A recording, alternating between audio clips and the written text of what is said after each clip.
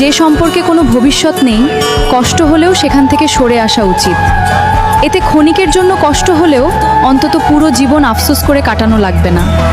তুমি ভালো খুঁজতে গিয়ে আমার ভালোবাসাটাই হারাই ফেলছো। একটা কথা মনে রাখো, সবাই তোমারে ভালোবাসবো, কিন্তু আমার মতন ভালো তোমারে কেউ বাসতে পারবো না। মাফ কইরা দিও আমারে। নিজের মনে কইরা অনেক শাসন করছিলাম তোমারে।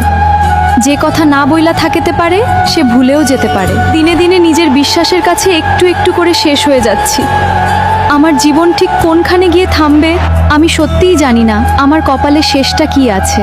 আমি ছিলাম মোমবাতি, সে ছিল রাত। আমি জ্বলেছি তার জন্য, সে খুঁজেছে চাঁদ।